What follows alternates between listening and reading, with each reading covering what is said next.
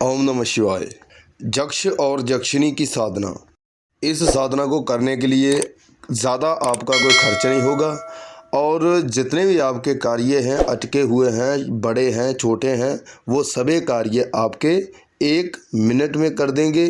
अगर आपको धन की कमी है, माया लक्ष्मी की और भी बहुत सारी बीमारियां हैं, बीमारियां की काट कर देती है ये शक्ति आपकी ज़िंदगी, आपकी किस्मत बदलने की ताकत रखती है। यक्ष और यक्षिणी की साधना है, पति और पत्नी की साधना है। दोनों ही आपके सामने हाजिर होंगे। अगर आपके कहीं ना कहीं रिश्ते खराब चलते हैं तो वो आपके रिश्तों में अगर दूरियां पड़ी हैं तो वो आपको नज़दीक ला देंगे। इतनी ज़्यादा किस्मत बदलने की ताकत रखती है ये शक्ति। मैंने आपको पहले भी बोला है और सच में ये किस्मत बदल ही देती है, आपका भाग्य बदल देती है। तो इस साधना को करने के लिए हमें क्या क्या करना पड़ेगा, क्या क्या नियम है, कैसे इस साधना को किया जाएगा, तो पूरा हम आज विस्तार के साथ बताएंगे। तो बने रहिए हमारे साथ। वीडियो को शुरू करते हैं। 3 आपने बरगद के पेड़ के पत्ते लेने हैं और साथ ही साथ हमें कपूर चाहिए, 1 हमें लौंग चाहिए, 1 ही हमें माचिस चाहिए। यही इनका भोग प्रसाद है। यही भोग प्रसाद लेते हैं और काम आप कोई भी ले सकते हैं, जायज़ काम भी ले सकते हैं और नाजायज़ काम भी ले सकते हैं, दोनों काम ही ले सकते हैं। भोग इनको यही लगेगा। तो इनको हमने सिद्ध भोग प्रसाद के ज़रिए ही करना है। कोई हमने मंत्र जाप नहीं करना, कोई हमने बैठना नहीं है, कोई हमें सुरक्षा मंत्र की कोई ज़रूरत नहीं है। अब ये भोग प्रसाद हमने कहाँ पे देना है, कहाँ पर छोड़ कर आएंगे, ये भोग प्रसाद कहाँ पे रखेंगे। हमारे घरों में आसपास होता है वो पौधा नीम का पेड़। जो नीम का पेड़ है हमने उसके नीचे लेकर जाना है इस सभी सामग्री को और वहाँ पर जाकर हमने इस भोग प्रसाद को देना है। तो इस भोग प्रसाद को देने की प्रक्रिया क्या है। सबसे पहले आपने जो बरगद के 3 पत्ते लिए हैं उनको आपने तीनों पत्तों को एक साथ जोड़कर उनके ऊपर हमने कपूर रखेंगे और कपूर के ऊपर हमने लौंग रखना है और माचिस लेकर हमने उसको जला देना है। कपूर हमारा जो है वो थोड़ा सा रियल कपूर होना चाहिए। अगर आपकी नज़र में अच्छा कपूर कहीं मिलता है तो आप वहाँ से ले सकते हैं, नहीं तो कोई बात नहीं, आप मार्केट से भी ले सकते हैं। वहाँ पर सभी चीज़ें अवेलेबल है, आपको वहाँ से ही मिल जाएगा और कम से कम 50 रुपये का खर्चा होगा। 50 रुपये के से भी कम ही होगा, 20 का हो जाएगा, 30 का हो जाएगा, ज़्यादा इसमें आपका पैसा खर्च नहीं होगा। तो पैसे से मत डरिए। इनका आवाहन करेंगे, जब हम कपूर को जलाने लगेंगे तो हमने इनका आवाहन करना है। तो कैसे आवाहन करेंगे। यक्ष और यक्षिणी, मैं आपका आवाहन करता हूँ, आपके नाम का कपूर और लौंग का भोग प्रसाद दे रहे हैं, इस भोग प्रसाद को स्वीकार कीजिए। ऐसे इनका आवाहन करेंगे। जब इनका आवाहन कर लिया, ज़्यादा टाइम तक हमने वहाँ पर खड़े नहीं रहना, जल्द से जल्द हमने कपूर को जलाकर इतना बोलकर आवाहन करेंगे। आवाहन करके जल्द से जल्द कपूर को जलाकर वापस आ जाना है, ज़्यादा टाइम वहाँ पर नहीं खड़े होंगे।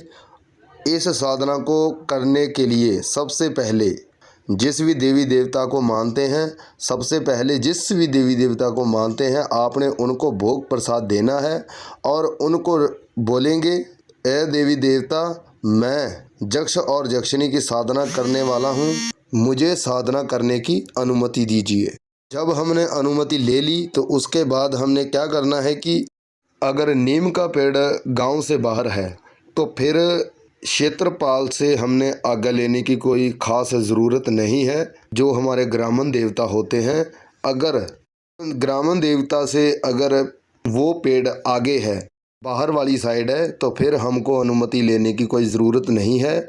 अगर वो पेड़ गांव में है तो फिर आपको क्षेत्रपाल को ही भोग प्रसाद देना पड़ेगा, नहीं तो वो इस शक्ति को आपके पास बिल्कुल नहीं आने देगा। तो इसीलिए अगर वो पेड़ कहीं दूर है, वराने में है, तो फिर तो आपको कोई ज़रूरत नहीं है।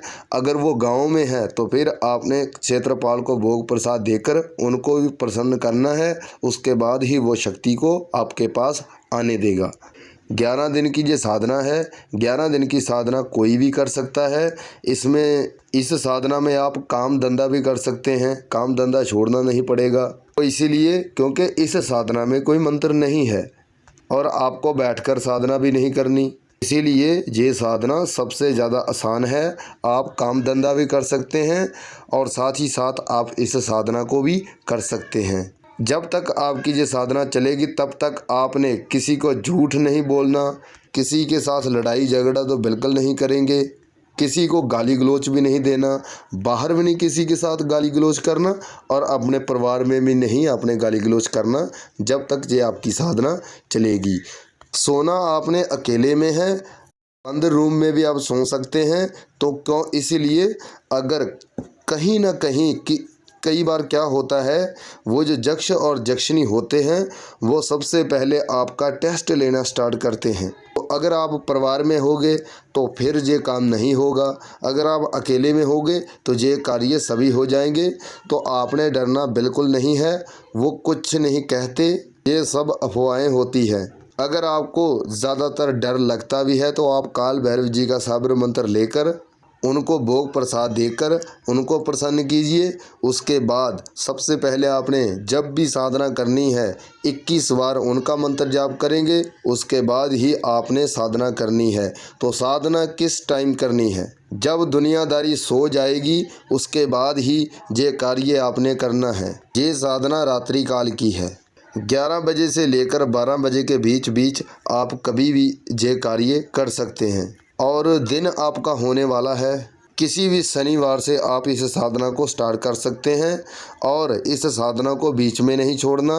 और इस साधना को करते वक्त आपने गैप तो बिल्कुल नहीं डालना। रेगुलर 11 दिन तक आपने इस साधना को करना ही करना है। बीच में आपने इस साधना को बिल्कुल नहीं छोड़ना। और जो लोग इन सब चीज़ों पर, इन सब शक्तियों पर विश्वास नहीं करते, वो लोग इस साधना से दूर ही रहें तो बेहतर है, ताकि उनको इस साधना से कुछ नहीं मिलेगा। साधना सिद्ध होनी नहीं है वो इसीलिए क्योंकि वो देवी देवता के ऊपर विश्वास नहीं रखते, तो इसीलिए वो इन शक्तियों के ऊपर भी विश्वास नहीं करेंगे। तो वो मेरे भाई दूर ही रहें तो अच्छा है, उनका टाइम ही वेस्ट होगा। जो भी वो मेरे भाई काम धंधा करते हैं वो करते रहें और साधना की तरफ मत आए। बाद में हमें कमेंट बात करना, जी ये साधना तो सिद्ध नहीं हुई, आप गलत बताते हो, वो है, ये है, फलान है, ढींग है। उसके बाद उलट पुलट वो लोग मैसेज करते हैं हमें। जो भी मेरे भाई ऐसे मैसेज करते हैं हम उनका रिप्लाई बिल्कुल नहीं देते, और जो लोग अच्छे मैसेज करते हैं हम उन्हें ही रिप्लाई देते हैं। और इस साधना को जब आप करने जाएंगे तो आपने अकेले में जाना है, किसी को साथ में लेकर नहीं जाना। नियम की बात कर लेते हैं, इसमें नियम क्या क्या लागू होते हैं। इस साधना में हमने भोग प्रसाद सात्विक देना है और सात्विक तरीके से ही हमने उनको सिद्ध करना है और सात्विक तरीके से ही हमने नियम का फॉलो करना है। और नियम हमने जो बताए हैं उन नियम का अगर आप उल्लंघन करेंगे तो भी साधना नहीं सिद्ध होगी। अगर आप नियम मानेंगे तो फिर साधना सिद्ध होने के 100% चांसेस है। अगर आप शादीशुदा हैं तो आप 11 दिन तक संभोग नहीं करेंगे और किसी प्रकार का नशा पता नहीं करेंगे आप, और दारू पीकर आप बिल्कुल नहीं साधना करेंगे, ये आपको पहले बता दूं। अगर किसी बात का आपको नहीं पता चलता तो आप हमें मैसेज कर सकते हैं, हम आपको ज़रूर रिप्लाई देंगे। जैसे हमने इस साधना को पहले दिन स्टार्ट किया था वैसे ही 11 दिन तक आपने ऐसे ही करते जाना है। 2 आपने कलावा जो होता है ना, कलावा, उनकी 2 माला बनानी है जो हमने उनके गले में धारण करनी है। लाल कलावा लेना है, सतरंगी कलावा नहीं लेंगे। इस हिसाब के साथ आपने माला बनानी है, जैसे कि हमारे गले में जैसे धारण हो जाए वैसे ही आपने उस तरीके से बनानी है माला। और उस माला में आपने क्या करना है, माला आपकी कोई बात नहीं सिंगल ही हो सकती है, सिंगल कलावा ही ले सकते हैं, लेकिन उस कलावे में आपने 41 गांठ लगानी है। एक माला में 41 गांठ और दूसरी माला में भी 41 गांठ ही लगानी है आपने। और जब हम गांठ बांधेंगे तो क्या बोलेंगे, यक्ष और यक्षिणी बाद में फूंक मार देंगे और उसके बाद गांठ दे देंगे। फिर से दूसरी गांठ देनी है तो आपने यक्ष और यक्षिणी फूंक मार देंगे, उसके बाद आपने गांठ दे देनी है। बस ऐसे ही आपने करना है। और जब भी अगर आपके सामने खड़े हो जाते हैं आकर, तब भी आपने नहीं डरना। अगर वो को सपने में भी मिलते हैं तो आपने तब भी नहीं डरना। ज़्यादातर ये प्रत्यक्षीकरण ही हो जाते हैं सामने आकर। इस शक्तियों में हमको ज़्यादा ऊर्जा की ज़रूरत नहीं होती, तो इसीलिए ये शक्तियाँ सीधा ही प्रत्यक्षीकरण हो जाती है। जब भी प्रत्यक्षीकरण हो जाती है आपके सामने और आपने माला जो बनाई है, आपने सबसे पहले यक्ष के गले में डालेंगे, उसके बाद आपने यक्षिणी के गले में धारण कर देनी है। उसके बाद वचनों की बात कर लेते हैं। 3 ही वचन आपने लेने हैं और 3 ही वचन आपने देने हैं। उसके बाद आप उनको पूछ सकते हैं, अगर मुझे ज़रूरत हो तो मैं आपको कैसे बुलाऊं, आप मुझे बता दीजिए। वो आपको सब कुछ बता कर जाएंगे। उसके बाद उनको भोग प्रसाद पूछ लीजिए, अगर कोई मैं आपको भोग प्रसाद देना चाहूँ तो कहाँ पे दूँगा, भोग प्रसाद कहाँ पे रखूँ, तो वो आपको सब कुछ बताएंगे। और उनको आप पूछ भी सकते हैं कि आपको भोग प्रसाद कौन सा चाहिए, तो वो आपको ये भी बताएंगे कि कौन सा भोग प्रसाद हमें चाहिए। और लाइक शेयर सब्सक्राइब करना मत भूलिए, बाद में आप भूल जाते हो तो प्लीज़ अभी कीजिए। अब हमें इजाज़त दीजिए। ओम नमः शिवाय।